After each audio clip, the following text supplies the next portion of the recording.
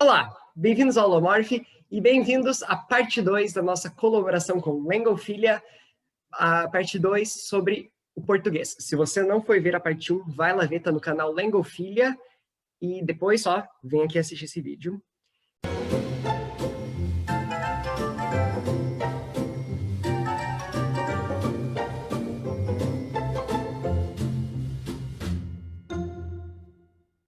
And hello, Adrian, how are you? Hello, I'm fine, thanks. You? I'm fine, thank you. So we also have a Albanian series going on. We have episode 1 in my channel and episode 2 on Adrian's channel. So go there, check it out. Okay, so we'll start talking about my dialect of Portuguese, which is a dialect from Paraná, the state of Paraná in southern Brazil, and specifically a dialect from Curitiba, Curitibano dialect. So we're talking about dialeto sulista, and the southern dialect, let's say, and specifically the Curitiban dialect, dialeto Curitibano. So in our region, we have this species of tree, which only exists in that region of South America. It's the Araucaria, which is a kind of pine tree.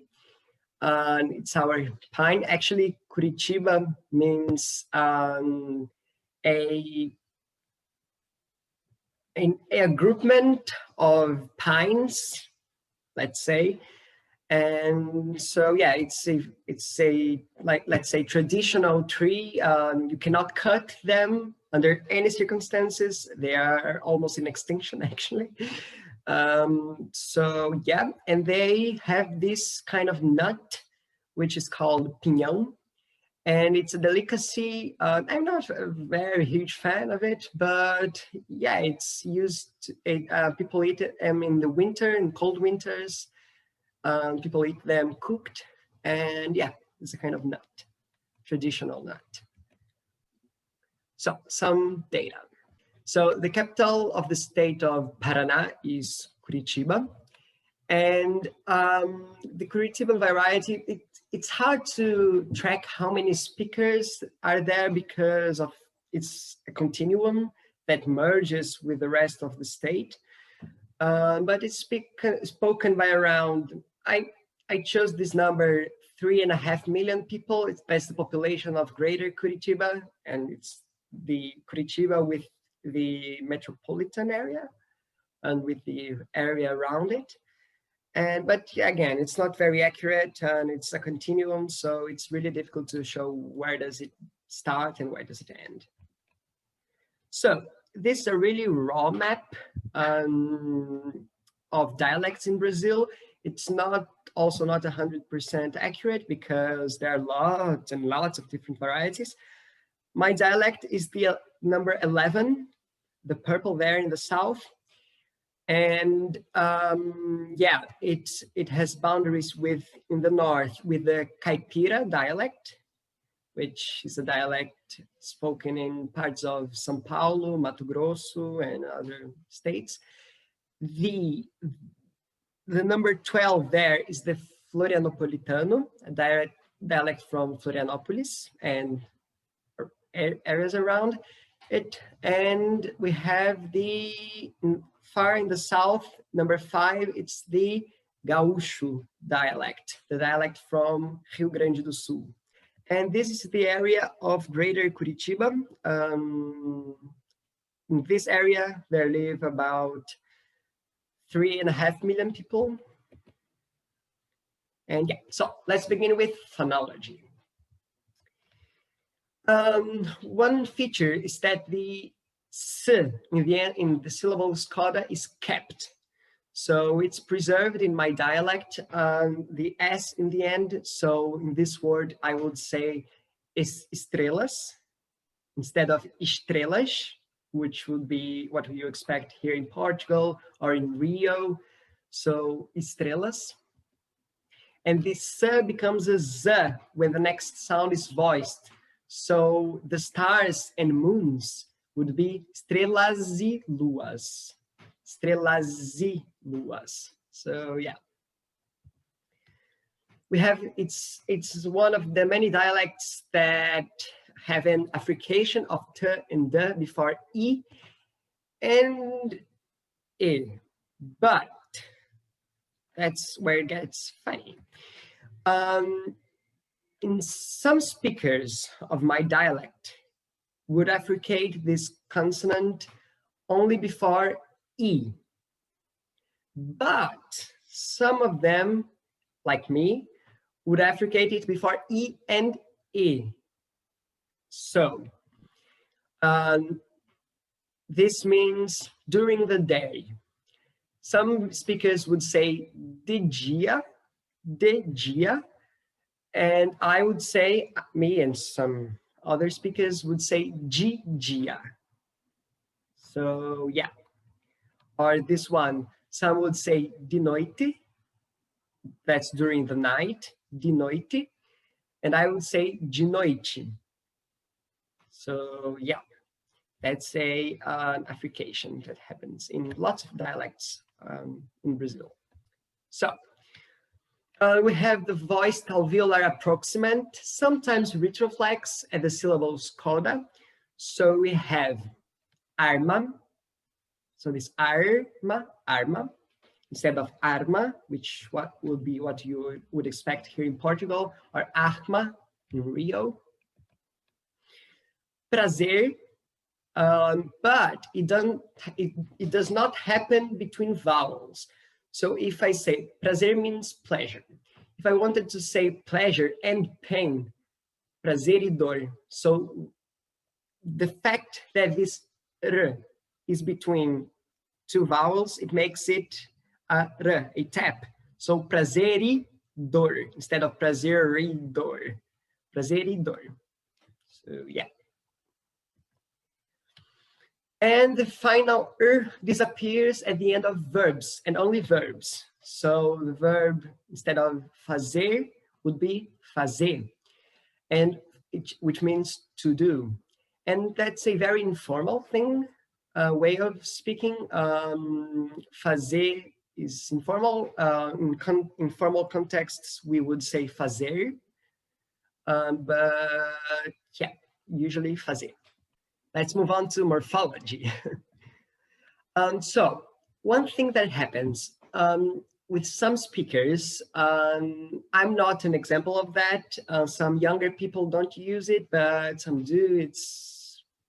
The city is divided between the people who mark the plural only by the article instead of marking it with the article and the noun. So people would say os carros instead of os carros. It's similar to something that happens in German. Sometimes the case is only expressed by the article, like der Hund becomes den Hund when it's accusative.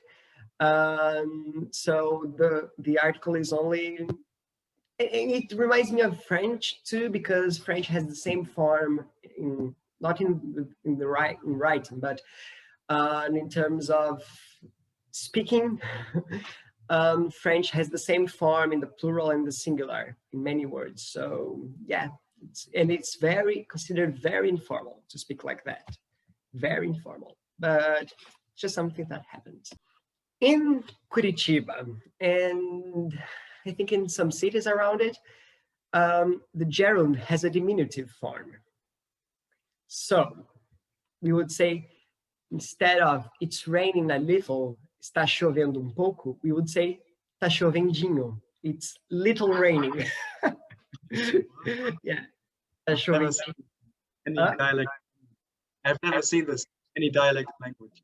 Yeah, it's weird.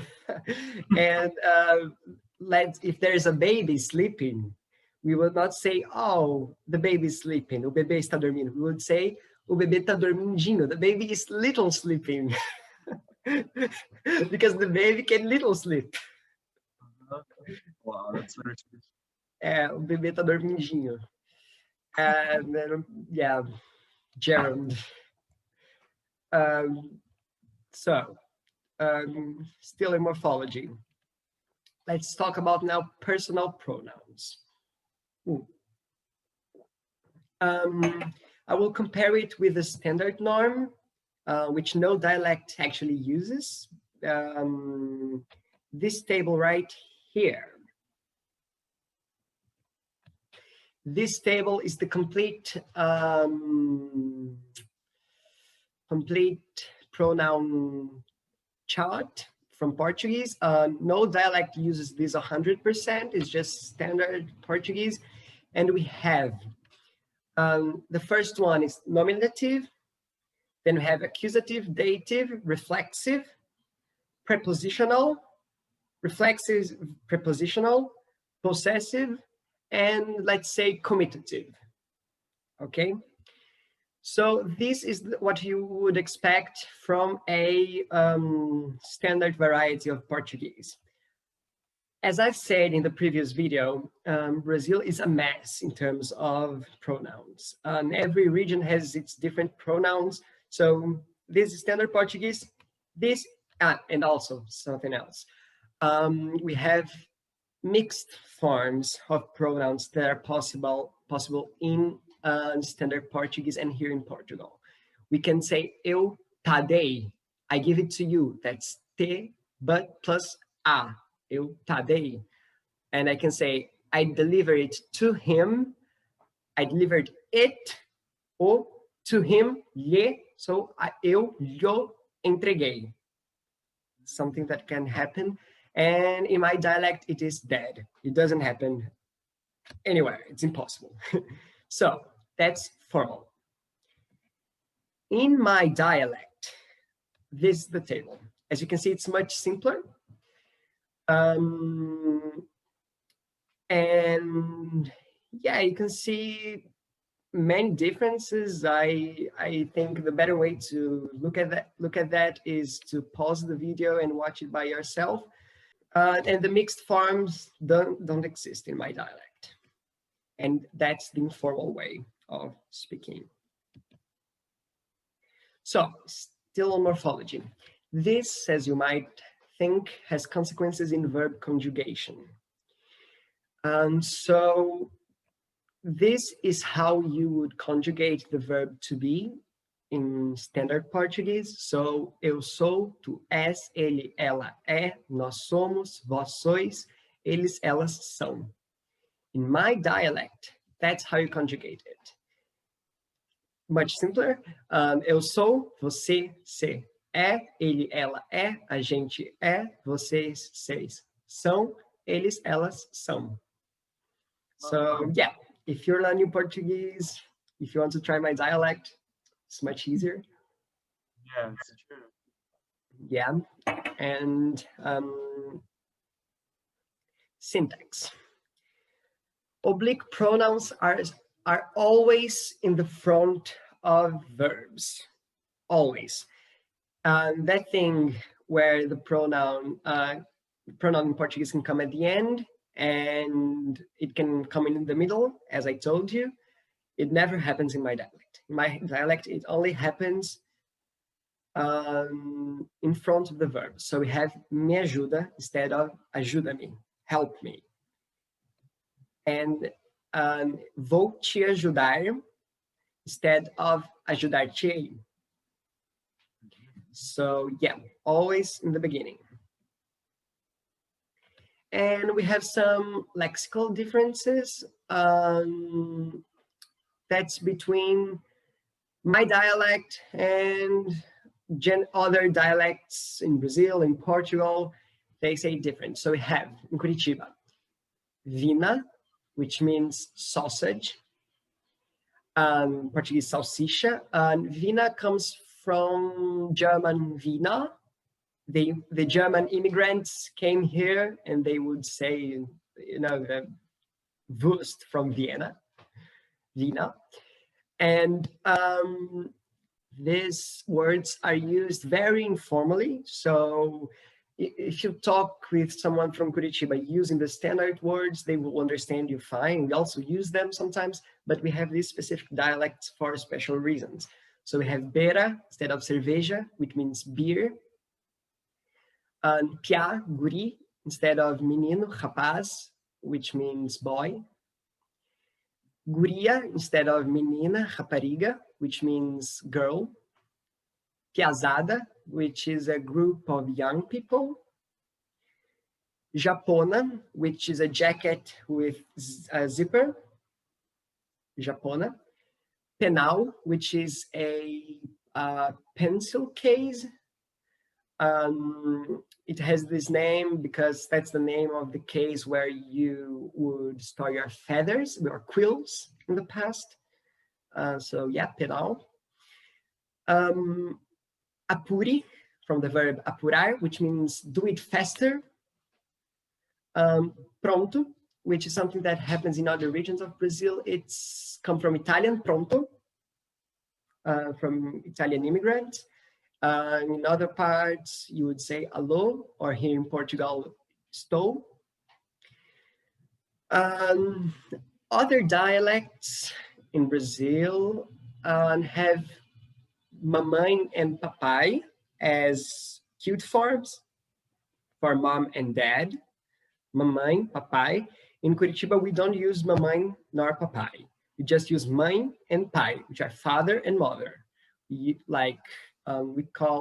don't call our fathers and moms and dads. We call them mothers and fathers.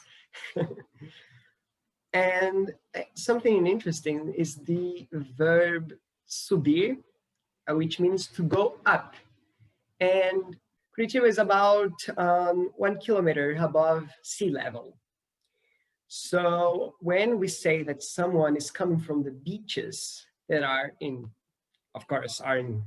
sea level, we say that people are going up. So use subir to come back off the beach. So yeah, when you say someone is subindo, it means that someone is coming back from the beach. And yeah. I was just wondering about the verb apurar, because I think it's the same as used in Spanish as well. So I know it like to say apúrate, like hurry up. Yeah. It's the same verb. Okay. Yeah, and it happens in other parts of Brazil too, but I think here in Portugal, people don't use it. I don't know here what's the status of the verb apurar, but yeah, in Brazil it means to go make something faster. So I will read you an example of Paulo Leminski, which is a poet from my city, and I will read it normally in my dialect, and so people can see how it sounds. So, parada cardíaca. Essa minha secura, essa falta de sentimento, não tem ninguém que segure. Vem de dentro. Vem da zona escura, de onde vem o que sinto. Sinto muito, sentir é muito lento. So, yeah, that's the example. And that's it. That was part 2 of Portuguese. Thank you for being here, Adrian. Yeah, thanks to you. Então, pessoal, se gostaram dessa parte, curtam esse vídeo, compartilhem nas redes sociais, sigam-nos também nas redes sociais, sigam o Adrian, me sigam, se inscrevam no canal do Adrian também e no Alomorph, se não for inscrito, os links estão aqui na descrição.